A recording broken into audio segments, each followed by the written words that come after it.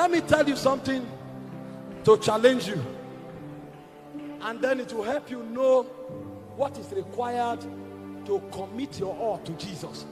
I know you are a deacon. I know you are a prophet. I know you are an evangelist. I know you are an apostle. But this is the question I want to ask you. Moses, at the age of 80, could climb Mount Sinai. Sinai is over 7,000 feet tall. I don't know how many days it took him, but an 80-year-old man will climb Sinai and they will wait in prayer for 6 days, for 8 days, until God will appear. And God will tell him, I will not go with you. And he will tell God, if you don't go with us, we will not live here. So the man challenged God and told God, if it means tarrying here until I die, I will tarry, but you must go with me.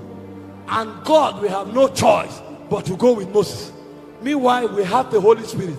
We are 30 and 40 years old, yet we can't wait until we hear the sound of heaven.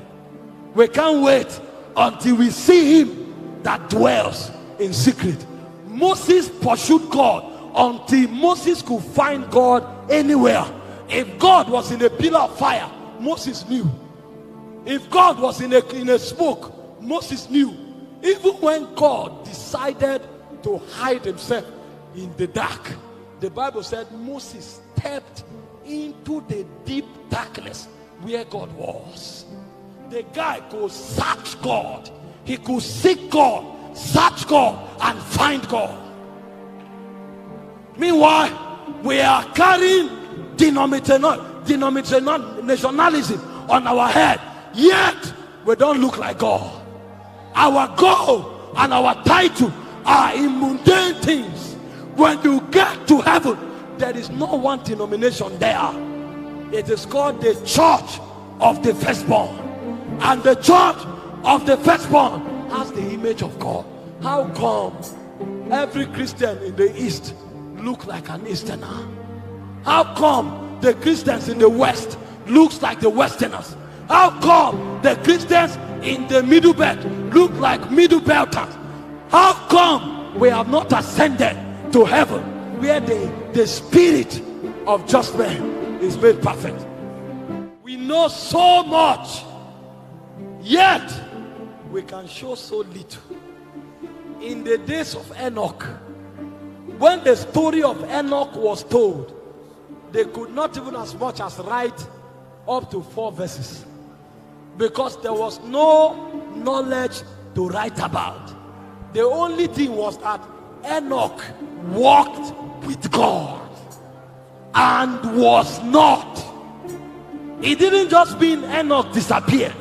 What it meant was that Enoch walked with God until when you see Enoch, is God you see, not Enoch. God fleshed himself upon Enoch.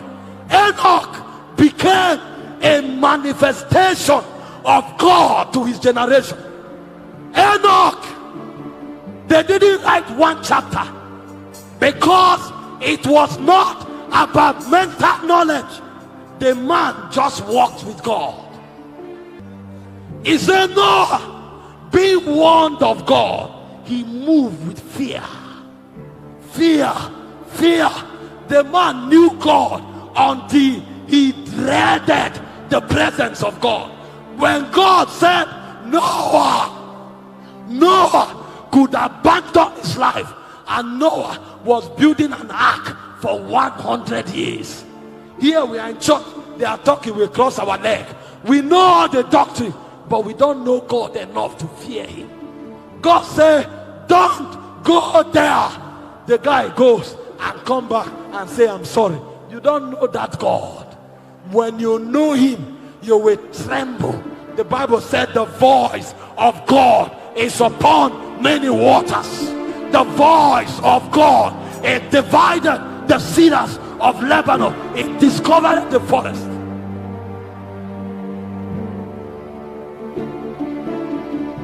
We have all the titles. This man didn't have titles. He just called him Noah. But Noah knew God to a degree that the Bible said because of Noah, his generation was judged. Without title, but Noah had the fear of the Lord.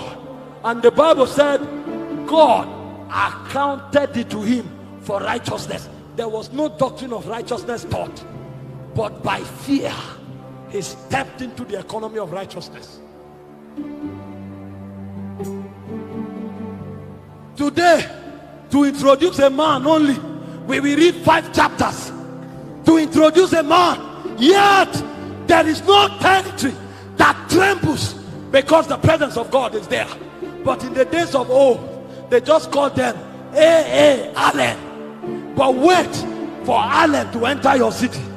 If Allen visit your city for 6 months, men will stop alcoholism. He won't talk to them, but he just entered your city. You don't need to read a citation about Allen, but wait until Allen passes through your city.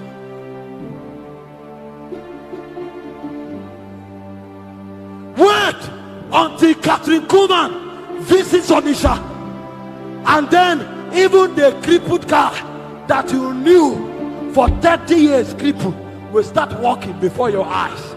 There is no rema, there is no mystery. She had power with God.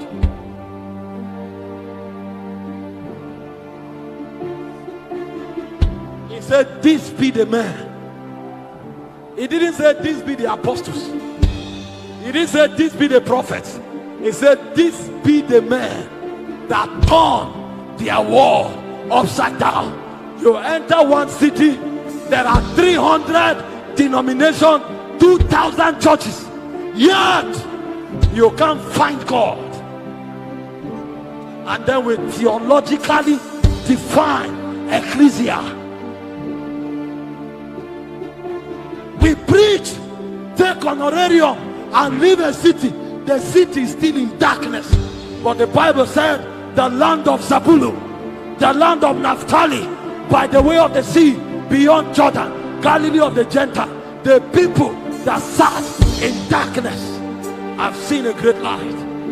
Why are we not ashamed that we enter as small as a campus is? As small as a campus is. We visit campuses from January to December, yet the campus is in darkness.